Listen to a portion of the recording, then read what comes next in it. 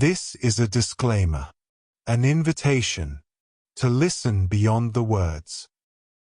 Dear listeners, as you prepare to lose yourself in the tapestry of this tale, spun with care and woven with countless voices, allow me a moment to reflect on the nature of storytelling itself.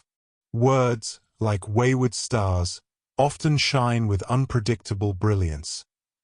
They illuminate, they resonate, but they can also flicker as they cross from tongue to ear.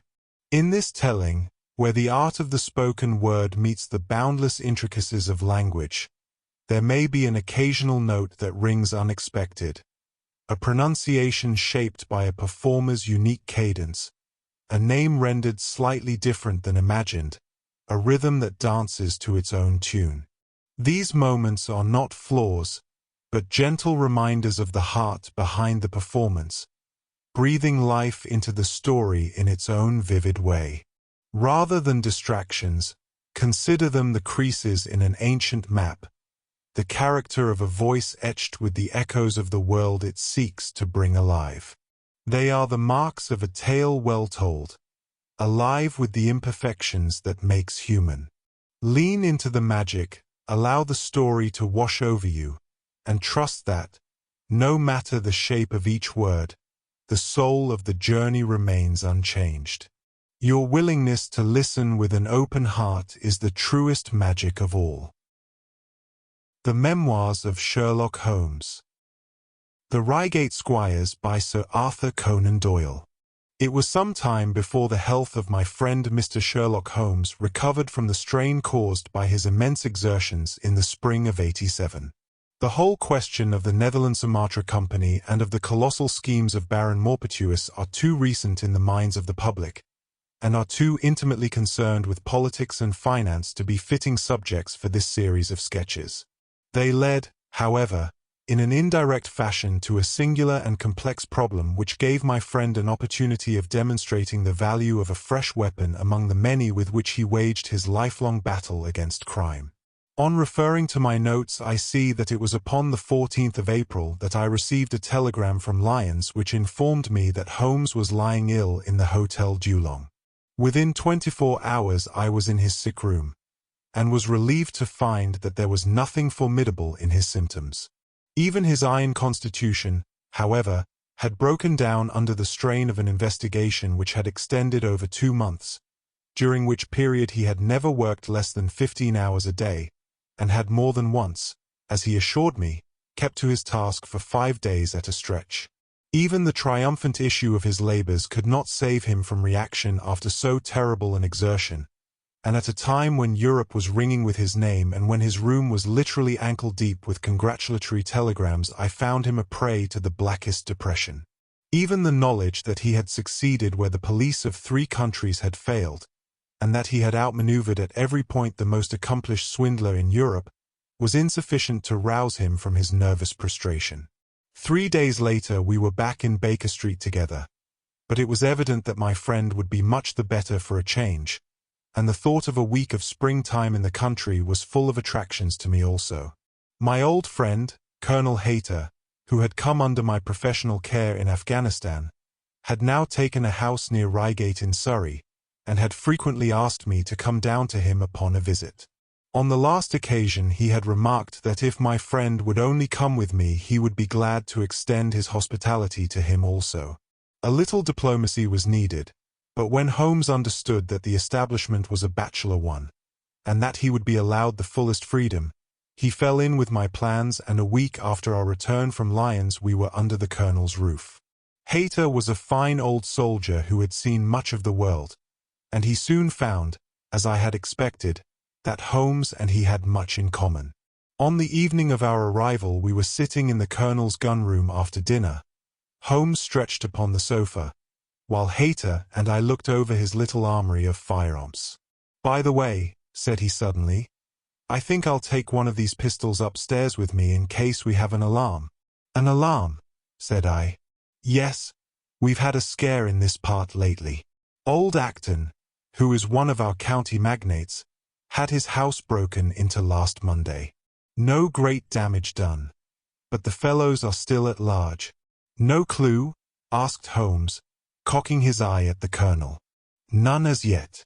But the affair is a petty one of our little country crimes, which must seem too small for your attention, Mr. Holmes, after this great international affair. Holmes waved away the compliment, though his smile showed that it had pleased him. Was there any feature of interest? I fancy not. The thieves ransacked the library and got very little for their pains. The whole place was turned upside down, drawers burst open, and presses ransacked, with the result that an odd volume of Pope's Homer, 2 plated candlesticks, an ivory letter-weight, a small oak barometer, and a ball of twine are all that have vanished. What an extraordinary assortment! I exclaimed. Oh! The fellows evidently grabbed hold of everything they could get. Holmes grunted from the sofa. The county police ought to make something of that, said he. Why, it is surely obvious that. But I held up a warning finger. You are here for arrest, my dear fellow. For heaven's sake, don't get started on a new problem when your nerves are all in shreds. Holmes shrugged his shoulders with a glance of comic resignation towards the colonel, and the talk drifted away into less dangerous channels. It was destined, however, that all my professional caution should be wasted, for next morning the problem obtruded itself upon us in such a way that it was impossible to ignore it, and our country visit took a turn which neither of us could have anticipated. We were at breakfast when the colonel's butler rushed in with all his propriety shaken out of him. "Have you heard the news, sir?" he gasped. "At the Cunninghams, sir." "Burglary," cried the colonel, with his coffee cup in mid-air. "Murder." The colonel whistled. "By Jove," said he. "Who's killed, then? The JP or his son?" "Neither, sir. It was William the coachman. Shot through the heart, sir, and never spoke again." "Who shot him, then?" "The burglar, sir. He was off like a shot and got clean away. He just broke in at the pantry window when William came on him and met his end in saving his master's property." "What time?" "It was last night, sir, somewhere about 12. "Ah, then, we'll step over afterwards," said the colonel, coolly settling down to his breakfast again. "It's a baddish business," he added when the butler had gone. "He's our leading man about here, is old Cunningham, and a very decent fellow too. He'll be cut up over this, for the man has been in his service for years and was a good servant. It's evidently the same villains who broke into Acton's and stole that very singular collection," said Holmes, thoughtfully. "Precisely. Hum. It may prove the simplest matter in the world, but all the same at first glance this is just a little curious, is it not? A gang of burglars acting in the country might be expected to vary the scene of their operations, and not to crack 2 cribs in the same district within a few days. When you spoke last night of taking precautions, I remember that it passed through my mind that this was probably the last parish in England to which the thief or thieves would be likely to turn their attention, which shows that I have still much to learn." "I fancy it's some local practitioner," said the colonel. "In that case, of course, Acton's and Cunningham's are just the places he would go for, since they are far the largest about here, and richest." "Well, they ought to be, but they've had a lawsuit for some years which has sucked the blood out of both of them, I fancy. Old Acton has some claim on half Cunningham's estate, and the lawyers have been at it with both hands. If it's a local villain, there should not be much difficulty in running him down," said Holmes with a yawn. "All right, Watson, I don't intend to meddle." "Inspector Forrester, sir," said the butler, throwing open the door. The official, a smart, keen-faced young fellow, stepped into the room. "Good morning, Colonel," said he. "I hope I don't intrude, but we hear that Mr. Holmes of Baker Street is here." The colonel waved his hand towards my friend, and the inspector bowed. "We thought that perhaps you would care to step across, Mr. Holmes. The fates are against you, Watson," said he, laughing. "We were chatting about the matter when you came in, Inspector." Perhaps you can let us have a few details." As he leaned back in his chair in the familiar attitude, I knew that the case was hopeless. We had no clue in the Acton affair. But here we have plenty to go on, and there's no doubt it is the same party in each case. The man was seen. Ah, yes, sir.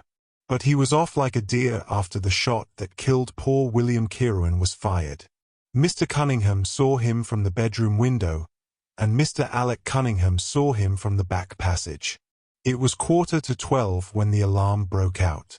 Mr. Cunningham had just got into bed, and Mr. Alec was smoking a pipe in his dressing gown. They both heard William the coachman calling for help, and Mr. Alec ran down to see what was the matter. The back door was open, and as he came to the foot of the stairs he saw two men wrestling together outside. One of them fired a shot, the other dropped, and the murderer rushed across the garden and over the hedge. Mr. Cunningham, looking out of his bedroom, saw the fellow as he gained the road, but lost sight of him at once. Mr. Alec stopped to see if he could help the dying man, and so the villain got clean away. Beyond the fact that he was a middle-sized man and dressed in some dark stuff, we have no personal clue. But we are making energetic inquiries, and if he is a stranger we shall soon find him out. What was this William doing there? Did he say anything before he died? Not a word. He lives at the lodge with his mother, and as he was a very faithful fellow we imagine that he walked up to the house with the intention of seeing that all was right there. Of course this Acton business has put everyone on their guard. The robber must have just burst open the door. The lock has been forced. When William came upon him, did William say anything to his mother before going out? She is very old and deaf, and we can get no information from her. The shock has made her half-witted, but I understand that she was never very bright. There is one very important circumstance, however. Look at this. He took a small piece of torn paper from a notebook and spread it out upon his knee. This was found between the finger and thumb of the dead man. It appears to be a fragment torn from a larger sheet. You will observe that the hour mentioned upon it is the very time at which the poor fellow met his fate. You see that his murderer might have torn the rest of the sheet from him, or he might have taken this fragment from the murderer. It reads almost as though it were an appointment. Holmes took up the scrap of paper, a facsimile of which is here reproduced. Presuming that it is an appointment, continued the inspector, it is of course a conceivable theory that this William Kirwan, though he had the reputation of being an honest man, may have been in league with the thief. He may have met him there, may even have helped him to break in the door, and then they may have fallen out between themselves. This writing is of extraordinary interest, said Holmes, who had been examining it with intense concentration. These are much deeper waters than I had thought. He sank his head upon his hands, while the inspector smiled at the effect which his case had had upon the famous London specialist. Your last remark, said Holmes, presently, as to the possibility of there being an understanding between the burglar and the servant, and this being a note of appointment from one to the other, is an ingenious and not entirely impossible supposition. But this writing opens up. He sank his head into his hands again and remained for some minutes in the deepest thought. When he raised his face again, I was surprised to see that his cheek was tinged with color, and his eyes as bright as before his illness. He sprang to his feet with all his old energy. "I'll tell you what," said he, "I should like to have a quiet little glance into the details of this case. There is something in it which fascinates me extremely. If you will permit me, Colonel, I will leave my friend Watson and you, and I will step round with the inspector to test the truth of one or two little fancies of mine. I will be with you again in half an hour." An hour and a half had elapsed before the inspector returned alone. "Mr. Holmes is walking up and down in the field outside," said he. "He wants us all four to go up to the house together." "To Mr. Cunningham's?" "Yes, sir." "What for?" The inspector shrugged his shoulders. "I don't quite know, sir. Between ourselves, I think Mr. Holmes had not quite got over his illness yet. He's been behaving very queerly, and he is very much excited. I don't think you need alarm yourself, said I. I have usually found that there was method in his madness. Some folks might say there was madness in his method, muttered the inspector. But he's all on fire to start, Colonel, so we had best go out if you are ready. We found Holmes pacing up and down in the field, his chin sunk upon his breast, and his hands thrust into his trousers pockets. The matter grows in interest, said he. Watson, your country trip has been a distinct success. I have had a charming morning. You have been up to the scene of the crime, I understand, said the Colonel. Yes. The inspector and I have made quite a little reconnaissance together. Any success? Well, we have seen some very interesting things. I'll tell you what we did as we walk. First of all, we saw the body of this unfortunate man. He certainly died from a revolver wound as reported. Had you doubted it, then? Oh, it is as well to test everything. Our inspection was not wasted. We then had an interview with Mr. Cunningham and his son, who were able to point out the exact spot where the murderer had broken through the garden hedge in his flight. That was of great interest. Naturally. Then we had a look at this poor fellow's mother. We could get no information from her, however, as she is very old and feeble. And what is the result of your investigations? The conviction that the crime is a very peculiar one. Perhaps our visit now may do something to make it less obscure. I think that we are both agreed, Inspector, that the fragment of paper in the dead man's hand, bearing, as it does, the very hour of his death written upon it, is of extreme importance. It should give a clue, Mr. Holmes. It does give a clue. Whoever wrote that note was the man who brought William Kirwan out of his bed at that hour. But where is the rest of that sheet of paper? I examined the ground carefully in the hope of finding it, said the inspector. It was torn out of the dead man's hand. Why was someone so anxious to get possession of it? Because it incriminated him. And what would he do with it? Thrust it into his pocket, most likely, never noticing that a corner of it had been left in the grip of the corpse. If we could get the rest of that sheet, it is obvious that we should have gone a long way towards solving the mystery. Yes, but how can we get at the criminal's pocket before we catch the criminal? Well, it was worth thinking over. Then there is another obvious point. The note was sent to William. The man who wrote it could not have taken it. Otherwise, of course, he might have delivered his own message by word of mouth. Who brought the note, then? Or did it come through the post?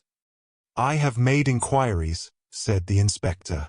William received a letter by the afternoon post yesterday. The envelope was destroyed by him. Excellent, cried Holmes, clapping the inspector on the back. You've seen the postman. It is a pleasure to work with you. Well, here is the lodge, and if you will come up, Colonel, I will show you the scene of the crime. We passed the pretty cottage where the murdered man had lived, and walked up an oak-lined avenue to the fine old Queen Anne house, which bears the date of Malplaquet upon the lintel of the door.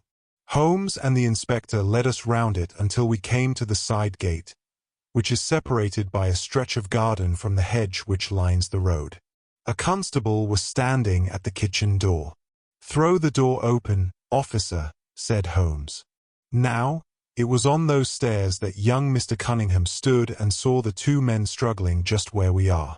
Old Mr. Cunningham was at that window, the second on the left, and he saw the fellow get away just to the left of that bush. Then Mr. Alec ran out and knelt beside the wounded man. The ground is very hard, you see, and there are no marks to guide us. As he spoke, two men came down the garden path, from round the angle of the house. The one was an elderly man, with a strong, deep-lined, heavy-eyed face. The other a dashing young fellow, whose bright, smiling expression and showy dress were in strange contrast with the business which had brought us there. "Still at it, then?" said he to Holmes. "I thought you Londoners were never at fault. You don't seem to be so very quick, after all." "Ah, "You must give us a little time," said Holmes good-humoredly. "You'll want it," said young Alec Cunningham. "Why? I don't see that we have any clue at all." "There's only one," answered the inspector. "We thought that if we could only find—" "Good heavens, Mr. Holmes. What is the matter?" My poor friend's face had suddenly assumed the most dreadful expression. His eyes rolled upwards, his features writhed in agony, and with a suppressed groan he dropped on his face upon the ground. Horrified at the suddenness and severity of the attack, we carried him into the kitchen, where he lay back in a large chair and breathed heavily for some minutes. Finally, with a shamefaced apology for his weakness, he rose once more. "Watson would tell you that I have only just recovered from a severe illness," he explained. "I am liable to these sudden nervous attacks." "Shall I send you home in my trap?" asked old Cunningham. "Well, since I am here, there is one point on which I should like to feel sure. We can very easily verify it." "What was it?" "Well, it seems to me that it is just possible that the arrival of this poor fellow William was not before, but after, the entrance of the burglar into the house. You appear to take it for granted that, although the door was forced, the robber never got in." "I fancy that is quite obvious," said Mr. Cunningham, gravely. "Why, my son Alec had not yet gone to bed, and he would certainly have heard anyone moving about." "Where was he sitting?" "I was smoking in my dressing room." "Which window is that?" "The last on the left next my father's." "Both of your lamps were lit, of course?" "Undoubtedly." "There are some very singular points here," said Holmes, smiling. "Is it not extraordinary that a burglar, and a burglar who had had some previous experience, should deliberately break into a house at a time when he could see from the lights that two of the family were still afoot? He must have been a cool hand. Well, of course, if the case were not an odd one we should not have been driven to ask you for an explanation," said young Mr. Alec. "But as to your ideas that the man had robbed the house before William tackled him, I think it a most absurd notion. Wouldn't we have found the place disarranged, and missed the things which he had taken?" "It depends on what the things were," said Holmes. "You must remember that we are dealing with a burglar who is a very peculiar fellow, and who appears to work on lines of his own. Look, for example, at the queer lot of things which he took from Acton's. What was it? A ball of string, a letterweight, and I don't know what other odds and ends." "Well, we are quite in your hands, Mr. Holmes," said old Cunningham. "Anything which you or the inspector may suggest will most certainly be done." "In the first place," said Holmes, "I should like you to offer a reward, coming from yourself, for the officials may take a little time before they would agree upon the sum, and these things cannot be done too promptly. I have jotted down the form here, if you would not mind signing it." £50 was quite enough, I thought. "I would willingly give 500, said the J.P., taking the slip of paper and the pencil which Holmes handed to him. "This is not quite correct, however," he added, glancing over the document. "I wrote it rather hurriedly. You see you begin, whereas, at about 1:45 on Tuesday morning an attempt was made, and so on. It was at 11:45, as a matter of fact. I was pained at the mistake, for I knew how keenly Holmes would feel any slip of the kind. It was his specialty to be accurate as to fact, but his recent illness had shaken him, and this one little incident was enough to show me that he was still far from being himself." He was obviously embarrassed for an instant, while the inspector raised his eyebrows, and Alec Cunningham burst into a laugh. The old gentleman corrected the mistake, however, and handed the paper back to Holmes. "Get it printed as soon as possible," he said. "I think your idea is an excellent one." Holmes put the slip of paper carefully away into his pocketbook. "And now," said he, "it really would be a good thing that we should all go over the house together and make certain that this rather erratic burglar did not, after all, carry anything away with him." Before entering, Holmes made an examination of the door which had been forced.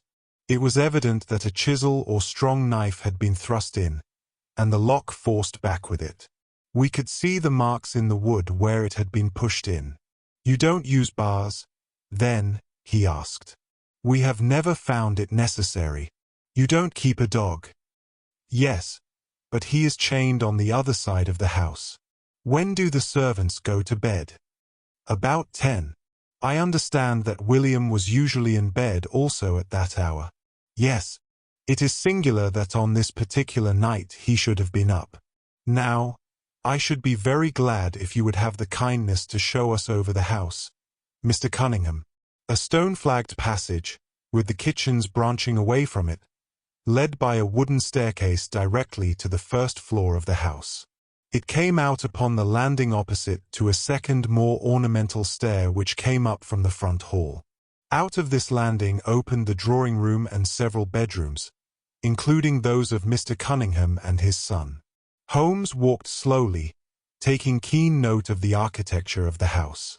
I could tell from his expression that he was on a hot scent, and yet I could not in the least imagine in what direction his inferences were leading him.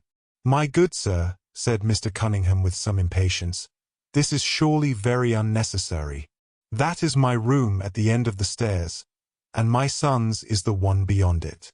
I leave it to your judgment whether it was possible for the thief to have come up here without disturbing us. You must try round and get on a fresh scent, I fancy," said the son with a rather malicious smile. "Still, I must ask you to humor me a little further.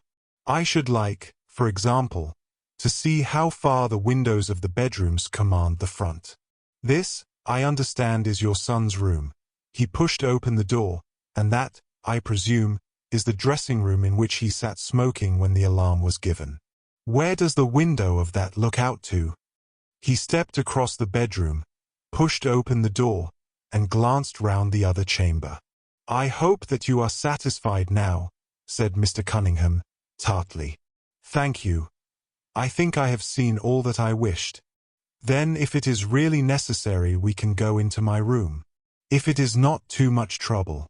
The J.P. shrugged his shoulders and led the way into his own chamber, which was a plainly furnished and commonplace room. As we moved across it in the direction of the window, Holmes fell back until he and I were the last of the group. Near the foot of the bed stood a dish of oranges and a carafe of water. As we passed it, Holmes, to my unutterable astonishment, leaned over in front of me and deliberately knocked the whole thing over. The glass smashed into 1,000 pieces and the fruit rolled about into every corner of the room. "You've done it now, Watson," said he, coolly. "A pretty mess you've made of the carpet." I stooped in some confusion and began to pick up the fruit, understanding for some reason my companion desired me to take the blame upon myself. The others did the same, and set the table on its legs again. "Hello!" cried the inspector. "Where's he got to?" Holmes had disappeared. "Wait here an instant," said young Alec Cunningham. "The fellow is off his head, in my opinion. Come with me, father, and see where he has got to." They rushed out of the room, leaving the inspector, the colonel, and me staring at each other. "'Pon my word, I am inclined to agree with Master Alec," said the official. "It may be the effect of this illness, but it seems to me that—" His words were cut short by a sudden scream of "Help! Help! Murder!" With a thrill I recognized the voice of that of my friend. I rushed madly from the room onto the landing. The cries, which had sunk down into a hoarse, inarticulate shouting, came from the room which we had first visited. I dashed in, and on into the dressing-room beyond. The two Cunninghams were bending over the prostrate figure of Sherlock Holmes, the younger clutching his throat with both hands, while the elder seemed to be twisting one of his wrists. In an instant the three of us had torn them away from him, and Holmes staggered to his feet, very pale and evidently greatly exhausted. "Arrest these men, Inspector," he gasped. "On what charge?" "That of murdering their coachman, William Kieran." The inspector stared about him in bewilderment. "Oh, come now, Mr. Holmes," said he at last. "I'm sure you don't really mean to." "Tut, Man, look at their faces, cried Holmes, curtly. Never, certainly, have I seen a plainer confession of guilt upon human countenances. The older man seemed numbed and dazed with a heavy, sullen expression upon his strongly marked face. The son, on the other hand, had dropped all that jaunty, dashing style which had characterized him, and the ferocity of a dangerous wild beast gleamed in his dark eyes and distorted his handsome features. The inspector said nothing, but, stepping to the door, he blew his whistle. 2 of his constables came at the call. "I have no alternative, Mr. Cunningham," said he. "I trust that this may all prove to be an absurd mistake, but you can see that, would you? Drop it." He struck out with his hand, and a revolver which the younger man was in the act of cocking clattered down upon the floor. "Keep that," said Holmes, quietly putting his foot upon it. "You will find it useful at the trial. But this is what we really wanted." He held up a little crumpled piece of paper. "The remainder of the sheet," cried the inspector. "Precisely. And where was it?" "Where I was sure it must be.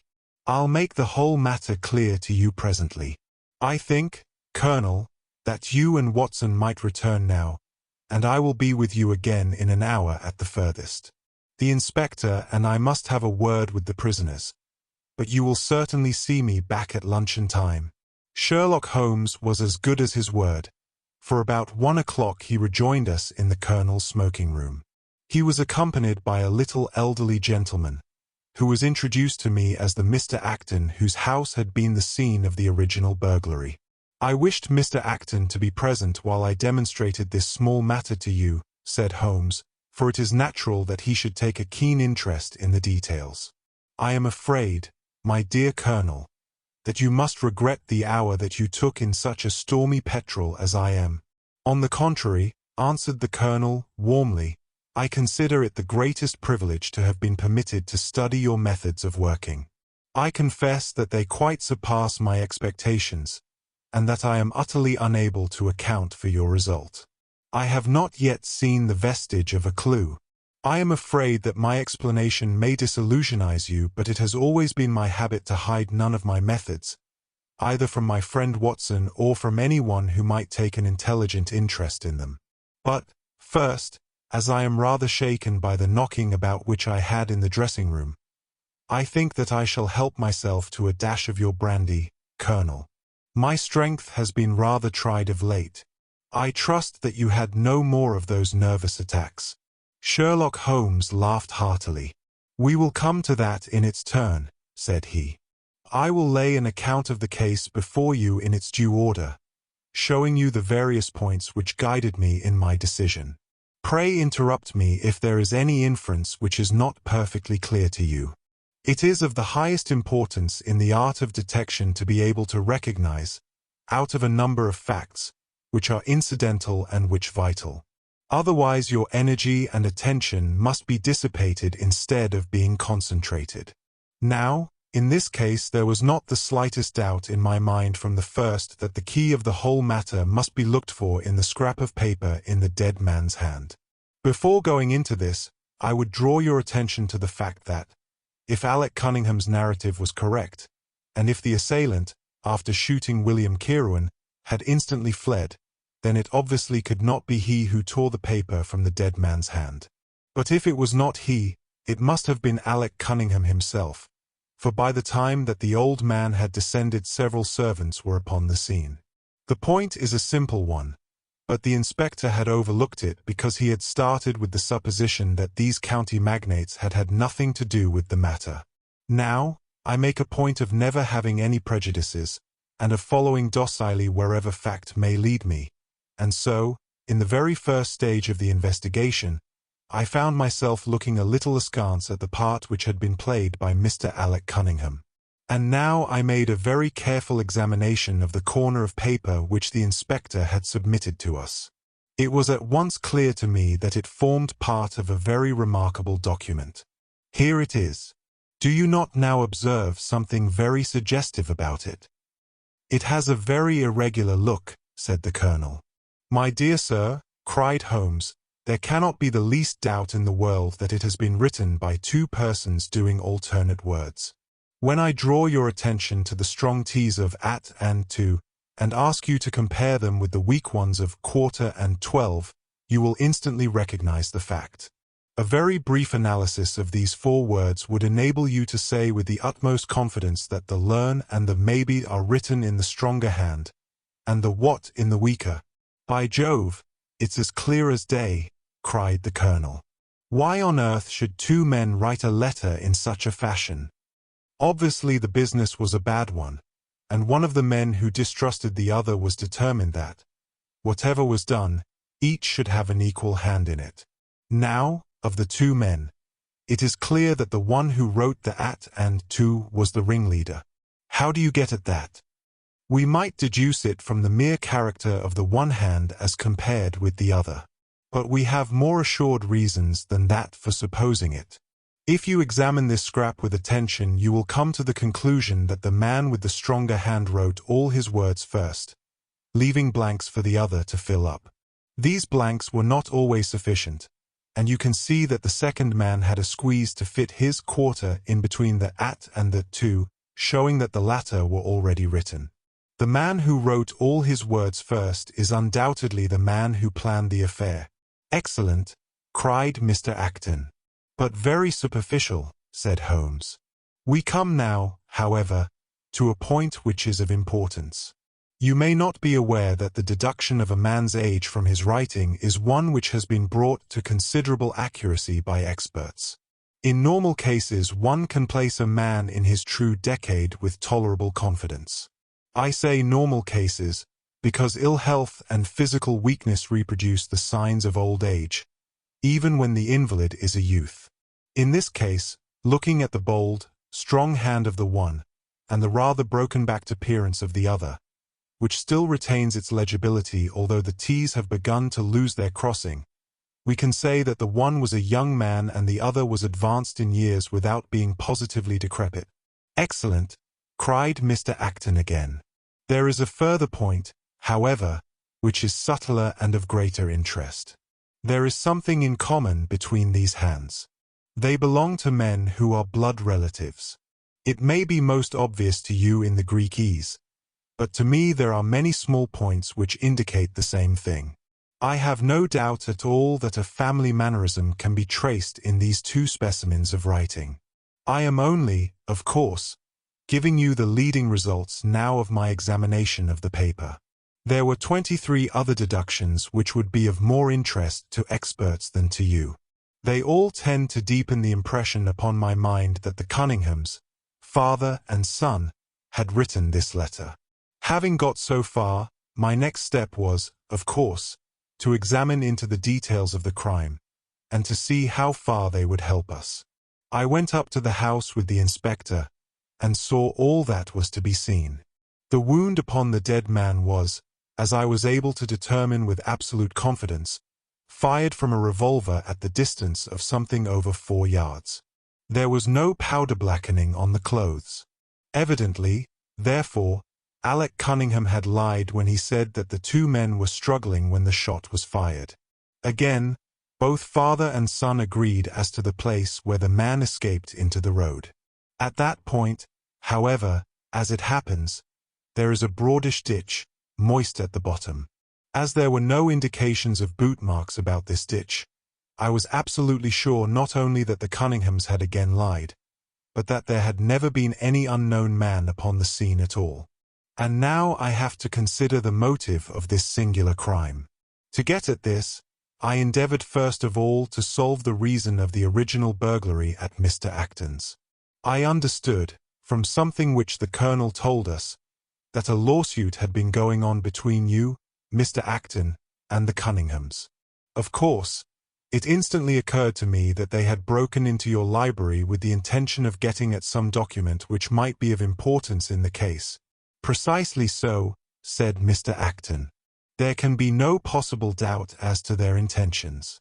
I have the clearest claim upon half of their present estate, and if they could have found a single paper, which, fortunately, was in the strong box of my solicitors, they would undoubtedly have crippled our case.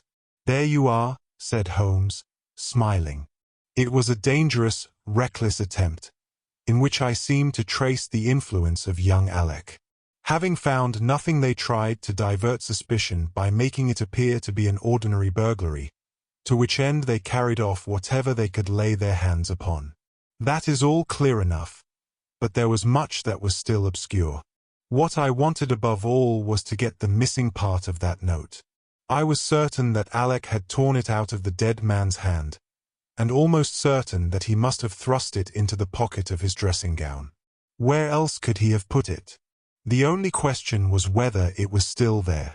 It was worth an effort to find out, and for that object we all went up to the house. The Cunninghams joined us, as you doubtless remember, outside the kitchen door. It was, of course, of the very first importance that they should not be reminded of the existence of this paper, otherwise they would naturally destroy it without delay. The inspector was about to tell them the importance which we attached to it when, by the luckiest chance in the world, I tumbled down in a sort of fit and so changed the conversation. "Good heavens!" cried the colonel, laughing. "Do you mean to say all our sympathy was wasted and your fit an imposture?" "Speaking professionally, it was admirably done," cried I, looking in amazement at this man who was forever confounding me with some new phase of his astuteness. "It is an art which is often useful," said he. When I recovered I managed, by a device which had perhaps some little merit of ingenuity, to get old Cunningham to write the word 12, so that I might compare it with the 12 upon the paper. "Oh, what an ass I have been!" I exclaimed. "I could see that you were commiserating me over my weakness," said Holmes, laughing. "I was sorry to cause you the sympathetic pain which I know that you felt." We then went upstairs together, and having entered the room and seen the dressing gown hanging up behind the door, I contrived, by upsetting a table, to engage their attention for the moment, and slipped back to examine the pockets.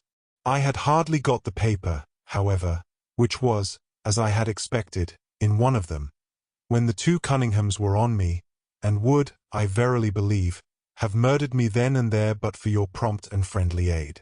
As it is, I feel that young man's grip on my throat now, and the father has twisted my wrist round in the effort to get the paper out of my hand.